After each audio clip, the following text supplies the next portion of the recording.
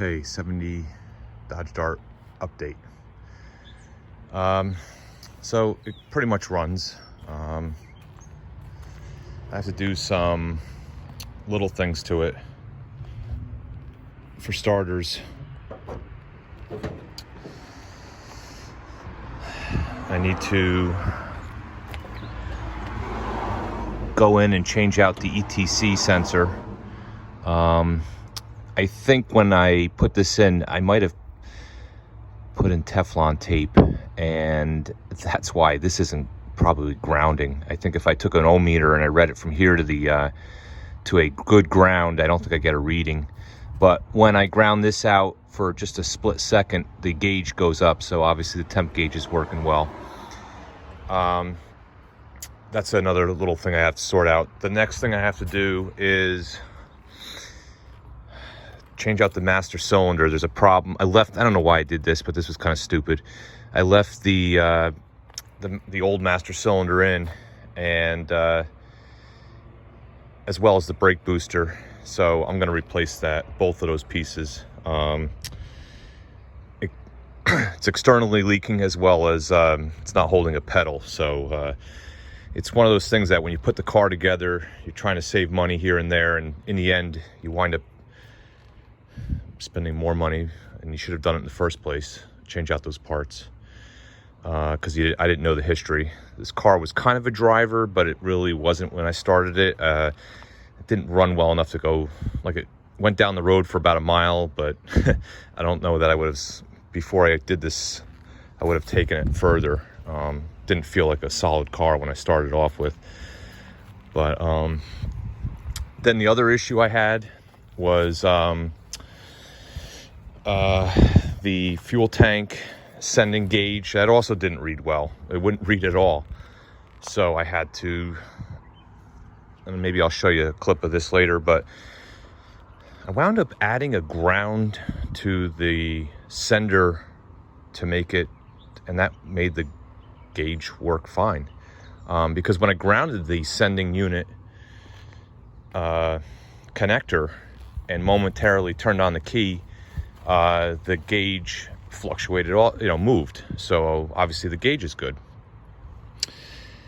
So I pulled out the sending unit, and as I pulled it out, everything looked fine. Like the gauge seemed to work fine.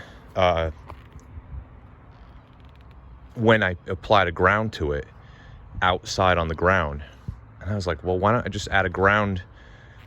I don't know why I had to do that, but I said, why don't I just add a ground to the to it when it's installed in the tank? And that's exactly what I did, and the gauge now works. So that's the update. Then I got a couple other little things I got to work on that slipped my mind, of course, as I'm rolling video. But I got to get an air cleaner for it. I have one, but it does fit. But I don't know. We'll see. I might pick one up at Chrysler Nationals, hopefully, if I find one there. I'd like to kind of keep it close to stock if possible, at least stock looking.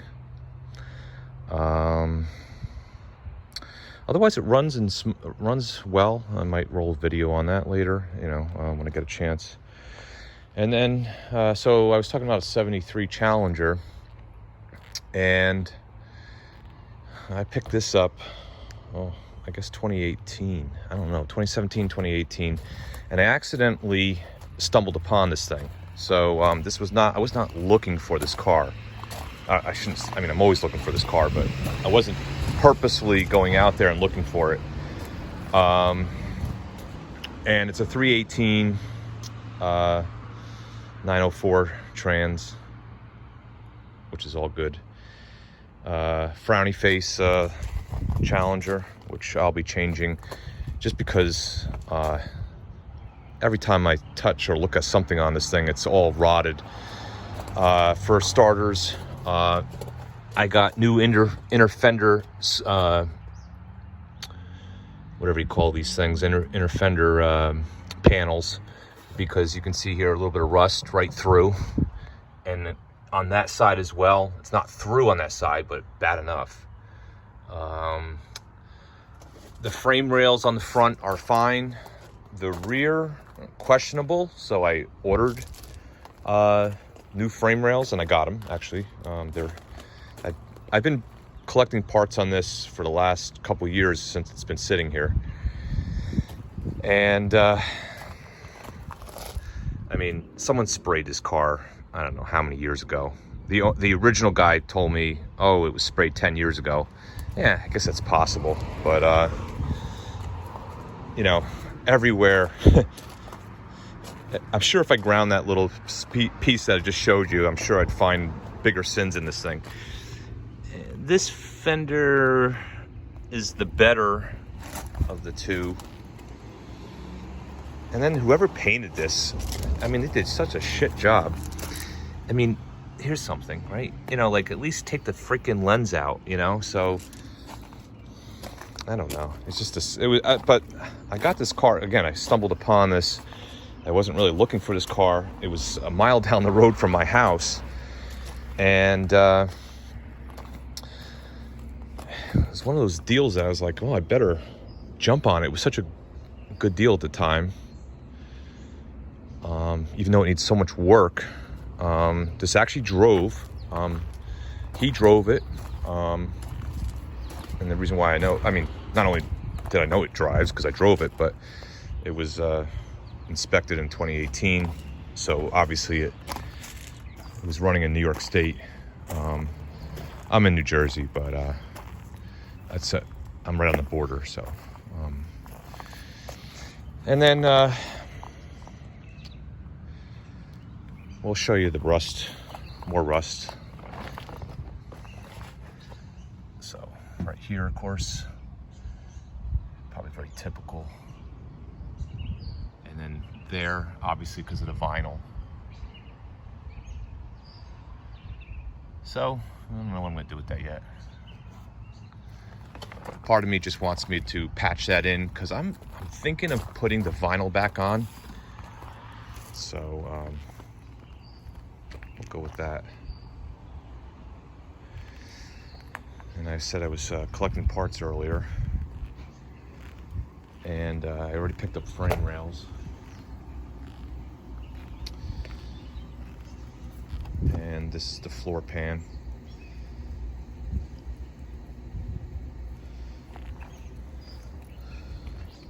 And this is the trunk pan. In that car, maybe I'll open the trunk, we'll see. But in that car, it's all, I think it's rusted right here. You know, right where the frame is. By the way, I'm not taking chances. I got frame rails. So I will be changing out those frame rails. I figure I'm gonna go for it. I might as well go for it. So AMD. So hopefully I don't have. I mean, I know you have to fuss with the work, with fit and placement and all that. And so my doors. I don't know if I showed you my doors, but the doors on this thing are also rusted. I mean, just you name it, everything's rusted on this thing. Let me just show you the quarter panel. Of course, I'm going to be picking up quarter panels this summer, but you know, this is bubbling up big time, so I know I'm in for a big problem. And then when I got this, I immediately attacked this in terms of, like, you know, they had it all covered up with Bondo. This is what I don't want to buy. You know, this is how you do not want to buy your car. So there's on the inside of the door. Let me see if I can show you that. Oh, here we go. So this is a recipe for disaster because if you go along the seam, along the bottom, it continues all the way to the front. And I know I could probably, that door closes pretty good, actually. I'm surprised. Not bad. Oh, I must show you the interior. I'm all over the place here, but since I don't do this for a living.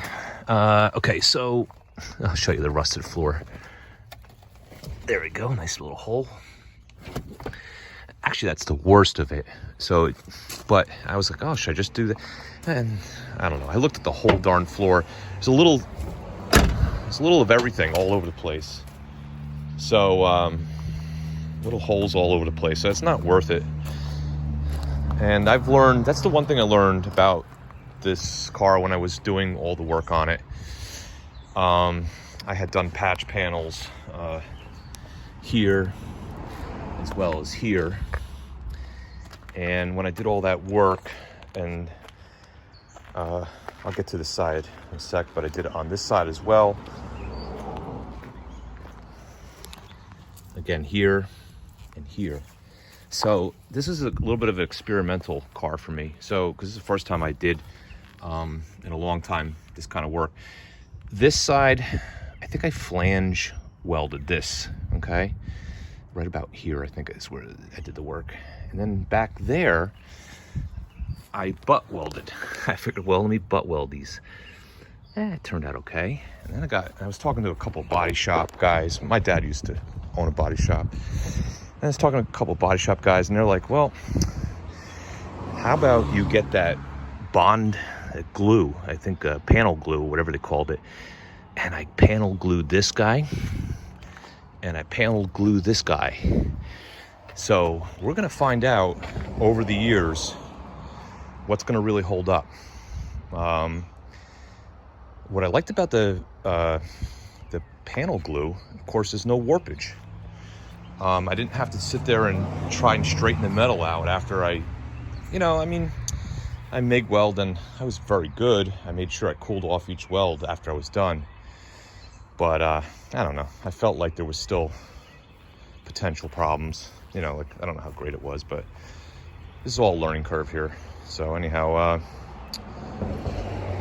so these are all the different welds.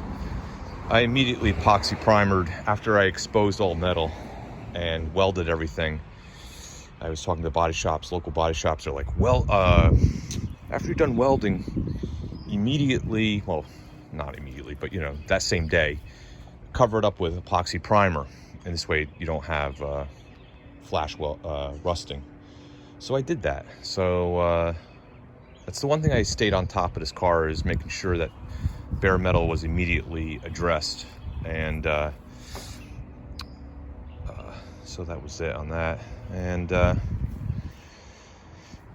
I rebuilt the inner rocker underneath that quarter, because it was kind of funny. These things just rusted right through. Like, it was just one concentrated strong spot on both sides. By the way, no problems here, which I would have thought, like, oh, okay. And I just cleaned out. There was a little bit of something here, but it wasn't bad. It was just surface rust.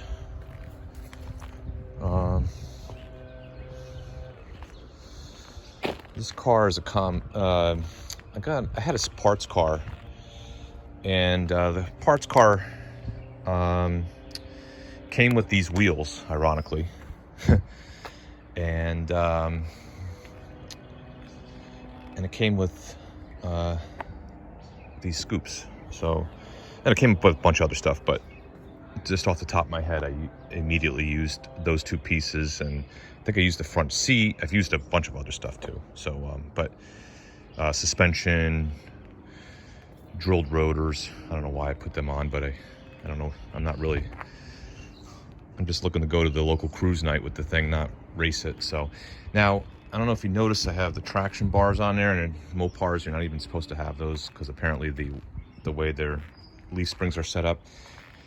That was on the car, and I thought I'd keep something on the car that the original owner had. So I did that, and I put this, I think it was from TTI, the exhaust, 2.5 inch from the manifolds back. I put the 340 exhaust manifolds on. I got those from, I think, Stevens Performance. So that was a nice little find. And eventually I want to get a shroud for this, little by little. I upholstered this car myself. Oh, lovely. Yeah. I did the upholstery myself. Put the dash pad on myself. I had the whole dash out, of course. Carpet came with the parts car. Some of the stuff came with the parts car.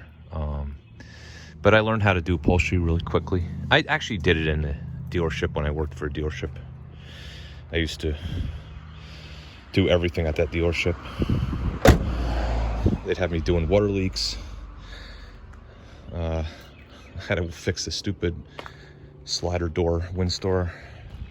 I don't know if anybody remembers those Winstars, but I had with the sliding doors, they would reopen. That was a fun thing to do. Anyhow, so that's that. Can't think of anything else. Like I said, I've been saving up parts. So, oh, I know what I missed. Try not to jump around here too much. I got these. This is again another find.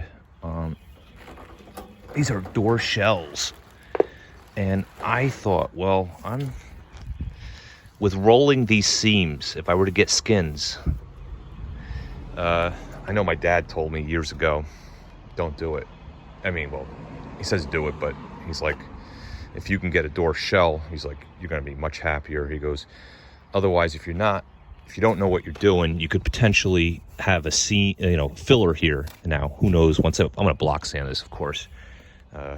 All new parts, just because they're new, doesn't mean that they're in great shape. But this was a big splurge for me. I picked up 2 door shells. So I figure this year I have extra time, so more time to save and buy parts this year. And I'm going to be, obviously, I think in 2022, I hope to start the Challenger. So that'll be enough time would have gone by to save enough for parts and replace every dumb part on this car.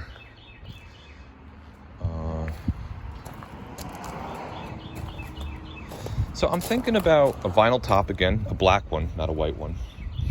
And when I spray this, I'm going to spray, I think I'm going B5 blue.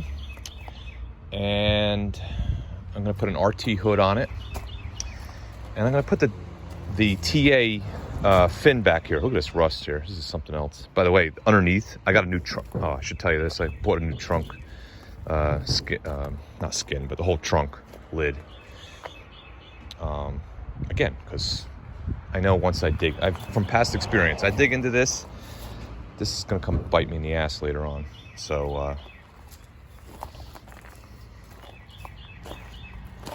go inside this real quick. This interior's, I don't know, it's mixed. Don't ask me why the leaves are here. I think they're coming through that vent, but who knows, hopefully. It's been sitting through the winter, so 318, no AC, which is fine, for now anyway.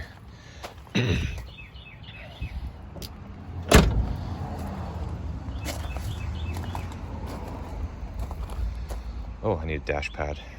Yeah, that's gonna be something else. So this is gonna be converted, well, not purposefully, like converted to a 70 look. Since I needed to buy quarter panels, I needed to buy fenders. Let me show you this. Here's a clue that the fender sucks. I don't know if you can see the bumps on it. Someone bondoed that. I mean, come on. Maybe he's bondoed over the rust. See, they say 10 years ago. Who knows? So this runs really nice. This engine. Oh, so that's one of my things I wanted to talk about. So this is a 2-barrel, quiet as a peep. I mean, this thing runs 318. It's quiet. I start this thing up. Of course, it's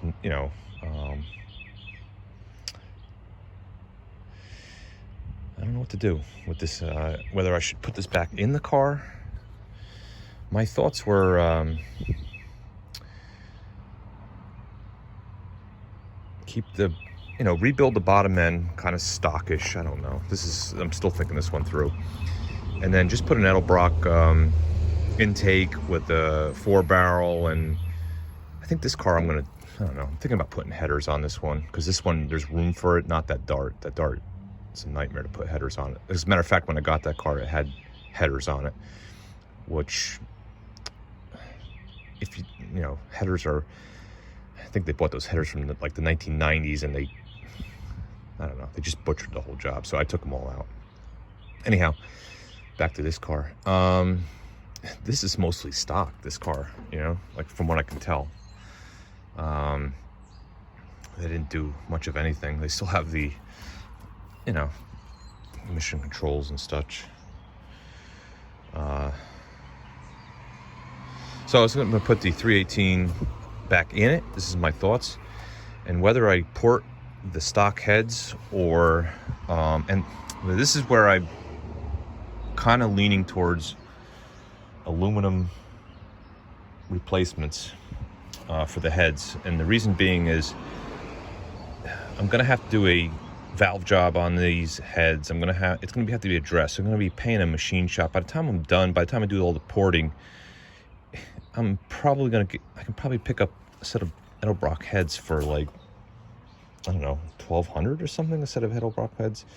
And the way the machine shops have been, when you go there, it's like, yeah, just do this. Oh, hold on, I found this wire in here, and then I found that, and then by the time you're done, you're like, well, I could have just bought a new, like you're killing me. So, I came there to bring a hot tank my engine, and I'm going out with like deck shaving, and that's not right. So,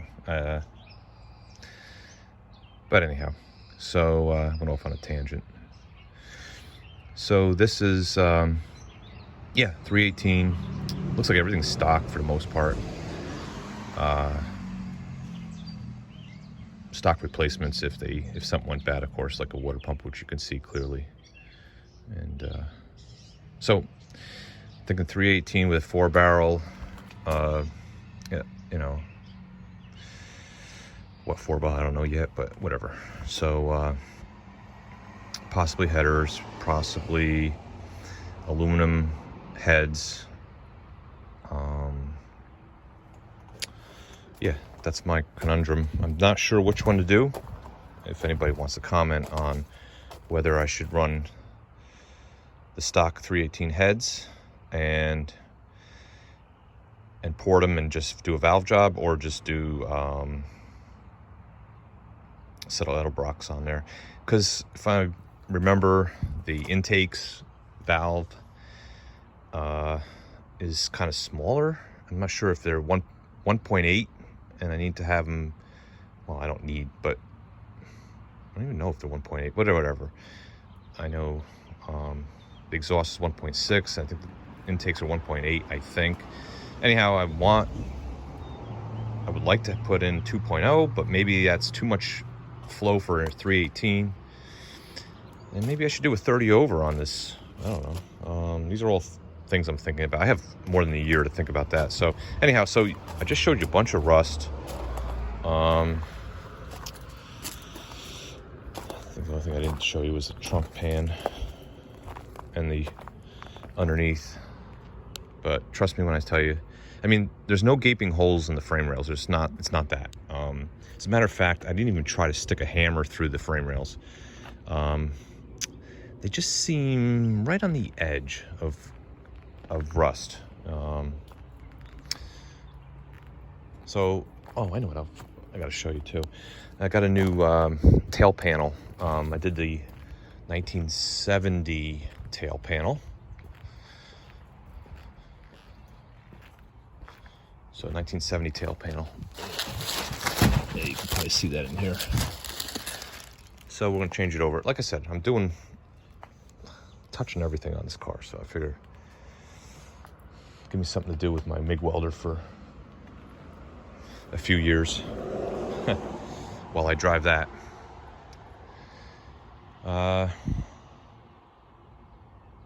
I got it insured, obviously, and registered.